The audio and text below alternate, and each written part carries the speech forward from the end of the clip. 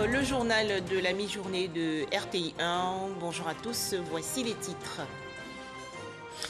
En Côte d'Ivoire, les difficultés rencontrées par les agents recenseurs dans le cadre du recensement général de la population et de l'habitat, le RGPH 2021. Cette opération a commencé le 8 novembre dernier, mais certains ménages affichent une réticence. Pourquoi? Les détails dans ce journal. Toujours en Côte d'Ivoire, 374 450 doses de vaccins Johnson & Johnson offertes au ministère de la Santé, de l'Hygiène publique et de la couverture maladie universelle. Un don des États-Unis dans le cadre de la lutte contre le coronavirus. Enfin, 19 morts au Burkina Faso après une attaque armée perpétrée hier dans la région Centre-Nord. 8 novembre 2021, début du recensement général de la population et de l'habitat en Côte d'Ivoire. Il s'agit pour le ministère du Plan et du Développement de dénombrer la population nationale et collecter des données sur l'habitat. Mais selon des agents recenseurs, cette tâche est ardue car certains ménages sont réticents. La direction générale de l'Institut national de la statistique est donc montée au créneau. Elle sensibilise les populations. Patricia Etia. Pas de répit pour les agents recenseurs depuis le démarrage du recensement général de la population et de l'habitat. Ce dimanche 13h, Jean Kofi, agent recenseur, a rendez-vous avec un ménage aux Deux Plateaux dans la commune de Cocody. Il y est pour la collecte d'informations. Il y a de cela une semaine que j'étais là pour la numérotation et je lui avais dit que j'allais repasser. Et ça a coïncidé qu'aujourd'hui, je suis dans le foyer de maman Akou. Contrairement à Jean Kofi, depuis ce matin, Paul rencontre des difficultés sur le terrain. Les portes de certains ménages lui sont fermées. Cette situation, il la vit depuis 2 semaines. On a constaté ici de suite, on vient, la dame tous les jours, elle nous dit qu'elle est couchée, qu'elle ne peut pas sortir. On vient, on sort, on va dans des coins où on nous chasse. Il y a un monsieur même qui a eu à nous dire que lui n'est pas intéressé. Et quand on a commencé l'interview, arrivé sur son ethnie, il dit non, c'est pas important qu'il n'est pas intéressé. Bon, on a arrêté comme ça. Depuis là, bon, on est ici, on ne fait que défiler ici, on ne peut pas avancer, le boulot, ça tarde. On a tapé pratiquement 2 semaines. Disons aujourd'hui, on a recensé seulement 50 personnes. Bon, normalement, ça devait aller au-delà. Ils sont nombreux, ces agents qui rencontrent d'énormes difficultés à accéder aux ménages pour la réussite de l'opération de dénombrement. Une situation qui a amené le directeur général de l'Institut national de la statistique à investir le terrain en vue de s'enquérir des réalités des agents et rassurer les populations. Nous avons pris des précautions. Et tous nos agents recenseurs d'abord sont identifiés au niveau de l'INS, mais aussi pour leur identification, c'est vrai, il y a la chasuble, il y a le badge, il y a l'ordre de mission. Et puis, il y a des lettres de mission qui sont signées par les autorités. Je pense que c'est des éléments importants. C'est très important à le relever parce qu'il y a certaines personnes qui refusent toujours d'ouvrir leurs portes. Donc, nous les invitons à ouvrir leurs portes pour permettre à nos agents de pouvoir faire le dénombrement correctement. Cela est très important pour le développement de la Côte d'Ivoire. Le 5e recensement général de la population et de l'habitat a démarré le 8 novembre dernier et prendra fin le 28 novembre prochain. Autre actualité, l'ouverture hier à Abidjan de la 5e session internationale de réflexion stratégique autour du thème Armée africaine et sécurité intérieure, état des lieux et enjeux pour le développement. Les travaux ont été lancés par le ministre d'État, ministre de la Défense, Téné Birahima Ouattara. 5 jours pour faire l'inventaire de la contribution des armées des différents pays participants à la gestion de leur sécurité intérieure. Le point à Boussanogo. En quoi les armées africaines contribuent-elles à la sécurité intérieure de leurs États respectifs? Autrement dit, quel est l'enjeu pour les États africains de confier des missions de sécurité intérieure à leurs armées? À quelle logique répond la nécessité pour les armées africaines de prendre part aux missions de sécurité intérieure dans leurs propres États? Des problématiques au centre de la 5e édition de la session internationale de réflexion stratégique, cadre d'analyse et de renforcement des capacités des hauts responsables de l'administration, du secteur privé et des forces armées africaines en matière de réflexion stratégique. Une initiative de l'Institut d'études stratégiques et de défense, du ministère d'État, ministère de la Défense qui vise à faire un état des lieux du rôle des armées africaines dans la gestion de la sécurité intérieure de leur pays. Nous avons initié cette réflexion-là pour savoir si dans un contexte où les armées sont davantage sollicitées dans des missions de sécurité intérieure face aux menaces qui sont de plus en plus grandissantes, hybrides comme le terrorisme, la piraterie maritime, si on doit continuer à assigner toujours ces missions de sécurité intérieure aux armées. Cette 5e édition bénéficie de l'appui financier de la République de France. Le développement, en effet, est la finalité de tout ce que nous faisons. Fournir de l'éducation, fournir des soins, fournir de l'eau, fournir des infrastructures aux populations. Les armées sont un outil au service de cette finalité. La session ouverte par le ministre d'État, ministre de la Défense Tene Birahima Ouattara, a pour thème principal Armée africaine et sécurité intérieure, état des lieux et enjeux pour le développement. Ce thème, j'en suis persuadé, permettra aux acteurs d'origines géographiques différentes et de domaines de compétences variés de confronter leur point de vue sur le rôle de nos armées dans la gestion de la sécurité à l'intérieur de nos pays respectifs dans un contexte marqué par le terrorisme. Ce sont au total 70 auditeurs, dont 30 nationaux et 40 internationaux originaires de 25 pays d'Afrique et d'Europe et 4 organisations régionales qui prennent part à la 5e édition de la session internationale de recherche stratégique. Un fonds spécial de 2 milliards de francs CFA mis à disposition pour financer les projets des jeunes de Kafolo dans la région nord du pays. 3000 jeunes concernés par ce programme d'urgence visant à les éloigner des réseaux criminels djihadistes. C'est une initiative du ministère de la Promotion de la Jeunesse, de l'Insertion professionnelle et du Service civique. Les précisions dans ce reportage de Léon Brou de RTI Bouaké. Kafolo, département de Kong, région du Tchologo. Les populations encore méfiantes malgré le retour au calme depuis l'attaque terroriste de mars dernier. C'est que les menaces planent toujours et l'activité agricole ou artisanale peine à nourrir son homme. Il y a le temps, il n'y a pas beaucoup de travail. Il y a le temps aussi, il y a un peu. Ça me permet de vivre un peu, mais c'est pas trop quoi. Cette année, j'ai gagné 1 tonne. Ça ne nous permet pas de vivre avec nos familles. En dépit de ces difficultés, pas question de basculer dans le terrorisme, confient les jeunes à leur tutelle. Leurs attentes, relancer leurs activités, développer des micro-projets pour améliorer leurs revenus. Mais où trouver le financement? En réponse, le ministre de la Jeunesse annonce un fonds de 2 milliards de francs CFA pour appuyer en urgence 3000 jeunes. Nous sommes très contents pour le projet que le ministre vient de nous informer. Ça va renforcer encore nos activités et ça va nous aider beaucoup à agrandir, c'est-à-dire nos élevages, nos commerces. Fin novembre 2021, mise en œuvre effective de ce plan d'urgence de l'État, toujours selon le ministre de la Jeunesse. Sur les bénéficiaires, Mamadou Touré indique les hommes et femmes de 18 à 40 ans du Tchologo, de Bunkani et de la Bagoué. Dès l'année prochaine, dans le cadre du programme social du gouvernement, c'est près de 7 milliards de francs CFA que nous comptons mobiliser chaque année. Et en tout, c'est 42 000 jeunes qui seront traités. Mais quand on dit 42 000 traités touchés, c'est 42 000 jeunes formés, c'est 42 000 jeunes qui auront des financements de projets, donc qui eux-mêmes, à travers leurs activités, pourront embaucher d'autres jeunes. Donc c'est vraiment une chaîne de valeur que nous voulons créer. Et avec les élus, nous allons identifier les projets porteurs qui tiennent compte de la réalité économique donc de chaque département, de chaque région, de chaque localité. Le but, détourner les jeunes du terrorisme, toujours selon le ministre de la Jeunesse, qui dit les critères d'éligibilité et les domaines d'intervention du fonds d'urgence. Le Burkina Faso encore endeuillé. En effet, une attaque armée perpétrée hier par des individus non identifiés contre le détachement de la gendarmerie de Foubé dans le centre-nord du pays a fait 19 morts, dont 9 gendarmes. En Côte d'Ivoire, 2 ministres du gouvernement, notamment le ministre Amadou Coulibaly, en charge de la communication, et Mamadou Touré, son homologue chargé de la jeunesse, ont échangé récemment avec les jeunes. Au menu, les questions d'emploi, d'autonomisation et de réalisation sociale. Les explications de Eugène Atoubé.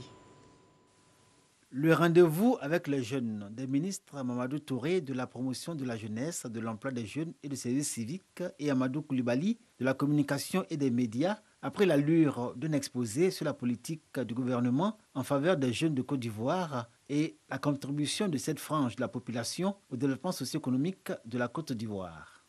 La rencontre, un cadre d'échange ouvert sans faux fuyant sur les préoccupations et besoins des jeunes de cette région. Pour les uns, l'insertion professionnelle et pour les autres, l'autonomisation. En perspective, leur réalisation sociale. On fait un peu de maraîcher, de l'élevage, de maïs.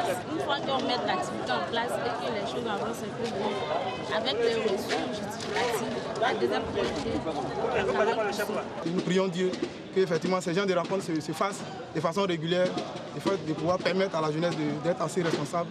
Ceux-là même qui sont au devant de cette jeunesse sont à l'écoute, sont disponibles à nous encadrer. La jeunesse de la région du Poro, dans toutes ses composantes, a été mise devant ses responsabilités, celle d'aller à l'information et saisir les opportunités que lui offre le gouvernement à travers tous les projets initiés et exécutés au bénéfice des jeunes de Côte d'Ivoire, à l'exemple d'Agir pour les jeunes, projet grâce auquel ils sont nombreux aujourd'hui à être insérés dans le tissu socio-économique.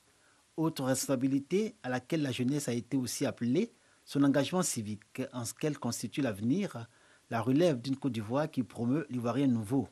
Les ministres Mamadou Touré et Amadou Coulibaly, eux-mêmes issus de la frange jeune de la population, invitent les jeunes de Côte d'Ivoire à croire en l'engagement du président de la République. L'État est là pour eux. L'État est prêt à les accompagner, mais il faut qu'eux aussi ils fassent leur part en saisissant toutes les opportunités que l'État met à leur disposition. Il y a une bonne dynamique actuelle et le cap sera maintenu en 2022. Nous continuerons à nous battre pour que les jeunes de Côte d'Ivoire, comme l'ensemble des jeunes de la Côte d'Ivoire, puissent continuer à bénéficier des actions du gouvernement et du chef de l'État national. Mamadou Touré a annoncé d'importants projets dont un fonds spécial de 2 milliards de francs CFA dédié aux jeunes des régions du Bonkani, du Kiologo, de la Bagoué, du Poro et du Folon.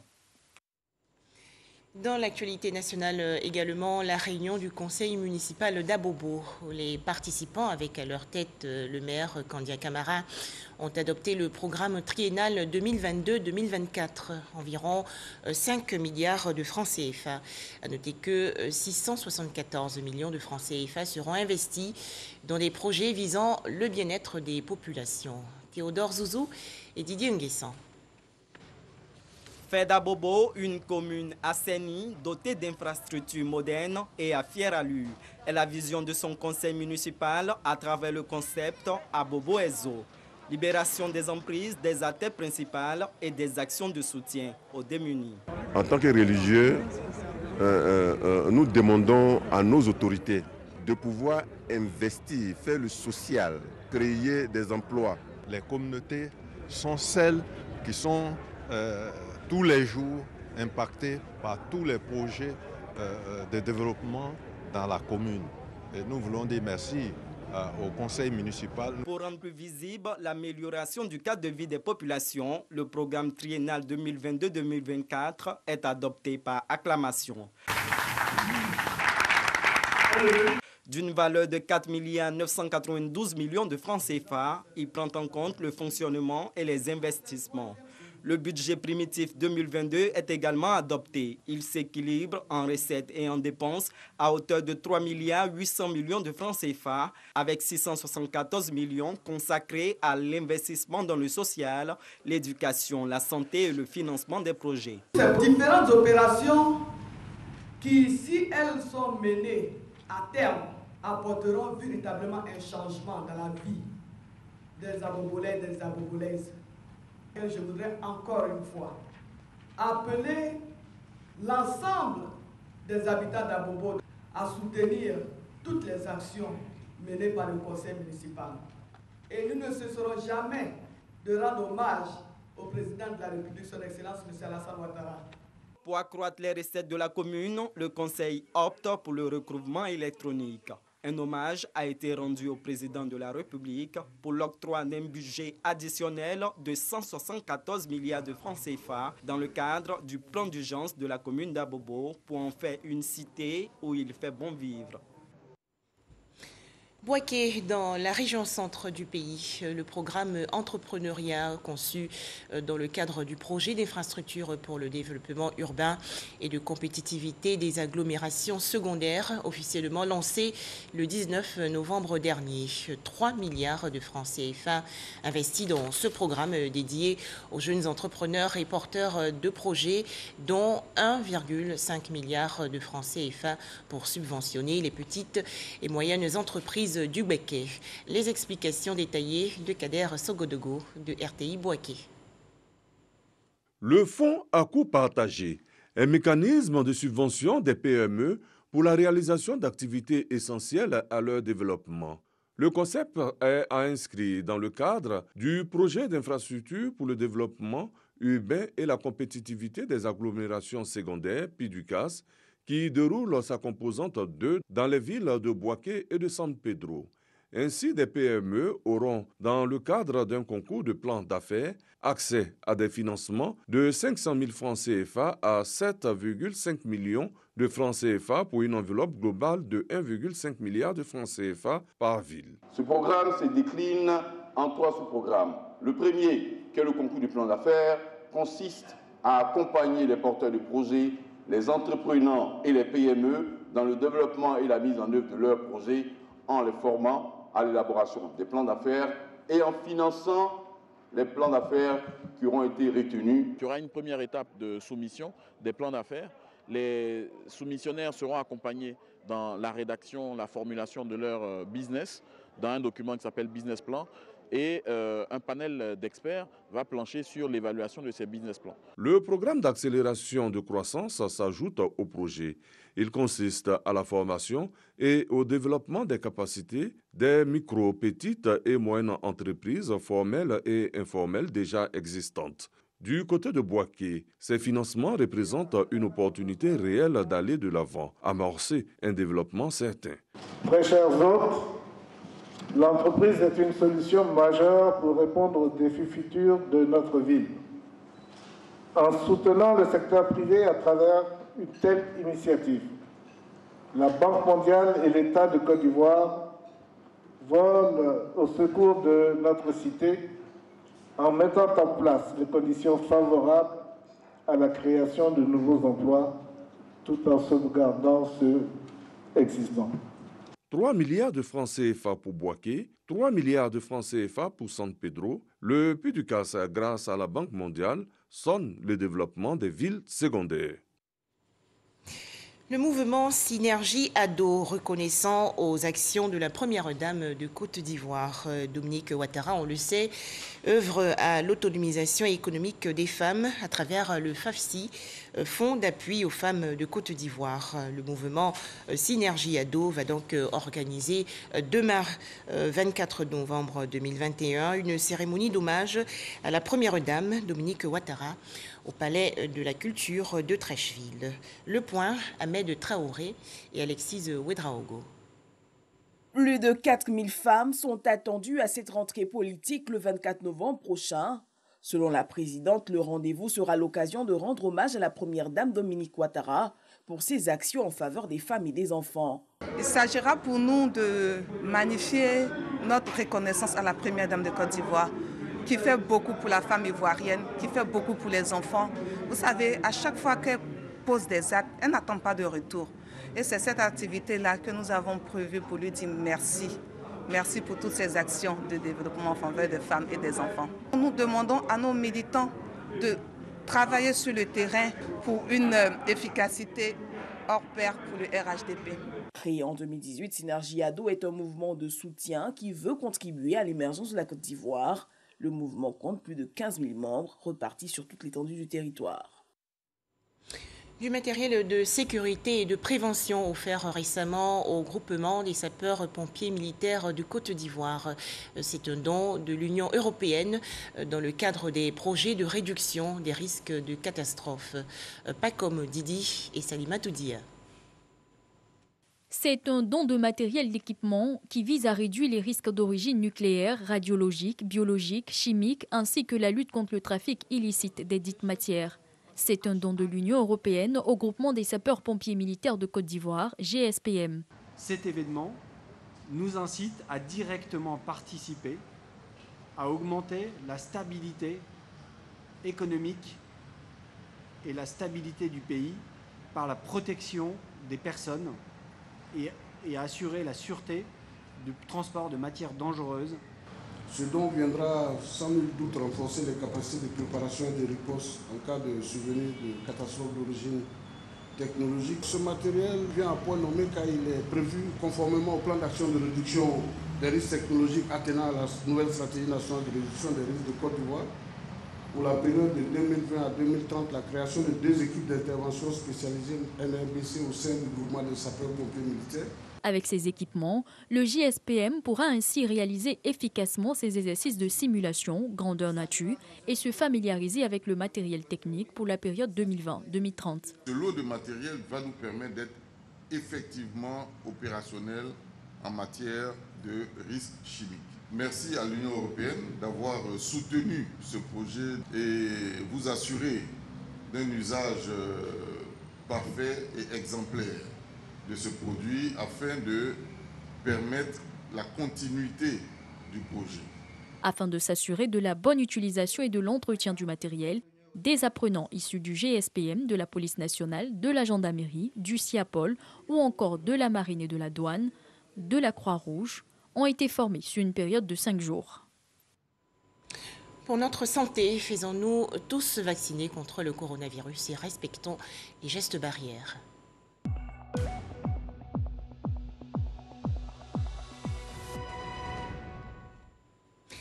Les chiffres du coronavirus en Côte d'Ivoire avec cette bonne nouvelle. Aucun cas, 0 nouveau cas de Covid-19 enregistré hier par le ministère de la Santé, de l'Hygiène publique et de la couverture maladie universelle. À noter que le pays compte actuellement 61 591 cas confirmés de coronavirus, 60 574 personnes guéries et 703 décès. Le ministère de la Santé, de l'Hygiène publique et de la couverture maladie universelle invite les populations de plus de 18 ans à se faire vacciner gratuitement contre le coronavirus dans les centres de vaccination.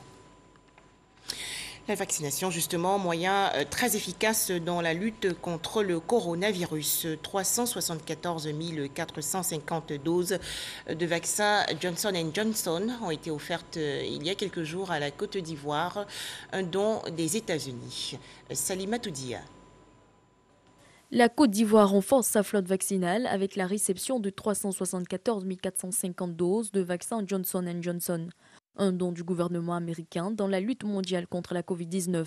À un mois des fêtes de fin d'année, période de forte contamination, les ministères des Affaires étrangères et de la Santé invitent les populations à la vaccination. Cette fin d'année ne doit pas être assimilée à une fin d'année où le taux de létalité est élevé. Donc c'est un appel qu'elle lance à toute la population ivoirienne de se faire vacciner. Le ministre de la Santé, M. Pierre Dimbangou, souhaite que les populations continuent d'aller dans les centres de vaccination. On est dans une stratégie où on a rapproché les différents points de vaccination vers les populations. Nous les encourageons à continuer d'aller se faire vacciner.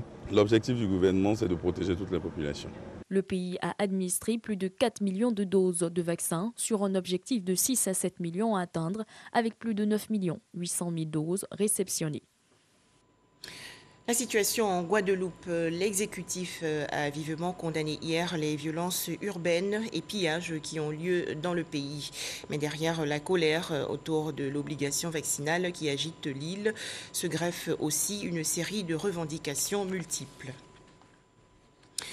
Retour en Côte d'Ivoire avec cette triste nouvelle. Ousmane Sissavané, ancien directeur général de la radio-diffusion télévision ivoirienne, RTI, et ancien maire de la commune d'Odiéné, est décédé.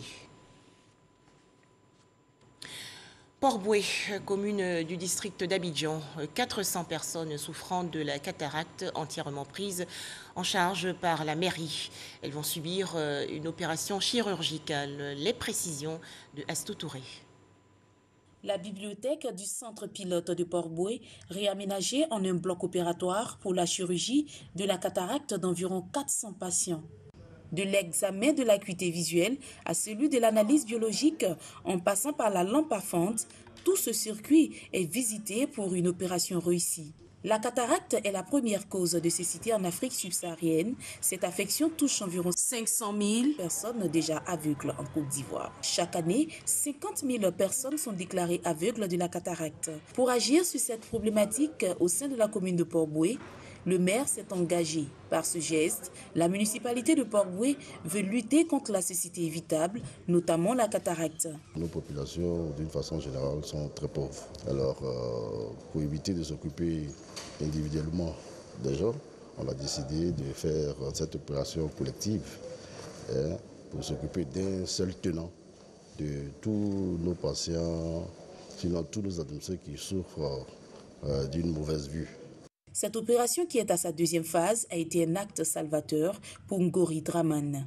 J'ai fait près de 2 ans, 5 mois. La vision vraiment des 2 yeux était vraiment perdue. Et j'ai fait des démarches en train de chercher une solution à les yeux. Et par la grâce de Dieu, par l'intermédiaire du maire de Port-Boué, j'ai été opéré des 2 yeux.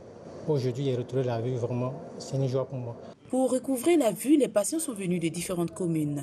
Tous ont été pris en charge. Face à l'engouement des populations, le maire de Port-Boué a exhorté les élus locaux à s'engager dans la lutte auprès du gouvernement afin de prévenir et éradiquer cette pathologie cécitante. Très prochainement, nous allons diligenter une opération qui intéressera les plus jeunes, notamment dans les écoles, dans les lycées et les collèges. Parce qu'une mauvaise vue chez un enfant entraîne des bons résultats scolaires. Donc, je vais profiter de l'occasion pour lancer un appel au maire pour qu'ils, bien entendu, ils essaient de soulager leurs administrés qui souffrent d'une mauvaise acuité visuelle. De 2020 à 2021, le Programme national de santé oculaire a opéré gratuitement environ 3000 cas de cataracte et distribué 1158 paires de lunettes. Mais les efforts restent insuffisants. L'implication des autorités locales sont donc à encourager. Nous encourageons à travers cette action-là les collectivités territoriales à prendre à cœur ce problème. Parce qu'une population qui est aveugle, je ne sais pas qu'est-ce que les collectivités peuvent en faire. C'est très difficile. Alors qu'une chirurgie de 10-15 minutes permet à la personne de recouvrer la vue et de participer de façon active à la dynamique économique de la communauté. Ce sont au total 655 patients qui ont été opérés gratuitement de la cataracte. Le maire de la cité balnéaire entend pérenniser cette activité. Il annonce la distribution prochaine de paires de lunettes aux écoliers afin de leur procurer toutes les chances de réussite. Direction Assini Mafia, dans la région sud du pays. Le groupe scolaire Sagbadou a désormais une cantine. Ce restaurant va permettre aux élèves des 3 écoles primaires appartenant au groupe d'améliorer leur rendement scolaire en prenant le repas sur place. À noter également que le groupe scolaire Sagbadou bénéficie d'une bibliothèque. Pour en parler, Mahama Traoré. À peine les portes officiellement ouvertes que les élèves du groupe scolaire Sagbadou d'Assini Mafia parcourent déjà les livres de leur toute nouvelle bibliothèque. Moderne et numérique, l'édifice a été construit par la fondation Bénédicte Janine Kakoudiagou et équipé par l'association des livres pour tous de l'écrivaine Marguerite Aboué. Dans cet établissement, la même fondation fait aussi don d'une cantine scolaire. Cette cantine contribuera, à n'en point douter, à améliorer les conditions de vie et de formation des élèves. En appuyant ce type d'initiative, la Fondation participe à sa modeste façon à l'œuvre de construction d'une société juste et équitable, favorable à l'expression et à l'émergence des talents. Je prends l'engagement avec l'ensemble du corps enseignant du groupe scolaire, devant tout le monde, de veiller à ce que ce joyau architectural soit utilisé à bon escient et maintenu en l'état. C'est en 2019 que ce projet de bibliothèque et de cantine au profit du groupe scolaire Sagbadou d'Assini Mafia a été mis sur pied suite à un plaidoyer du conseil municipal auprès de la fondation Bénédicte Janine Kakoudiagou et l'association des livres pour tous. Cette école sera surtout le point de départ de notre engagement à étendre partout dans la commune le modèle d'école que nous avons pensé. Une école, une cantine, une bibliothèque, un complexe sportif. Telle est notre ambition pour chaque école sur l'espace de notre commune. La construction et l'équipement de cette bibliothèque et de cette cantine s'élèvent à environ 100 millions de francs CFA. Ces infrastructures vont profiter aux 3 écoles primaires que compte le groupe scolaire Sagbadou d'Assini Mafia. Voilà, c'est la fin de ce journal. Merci de nous avoir suivis.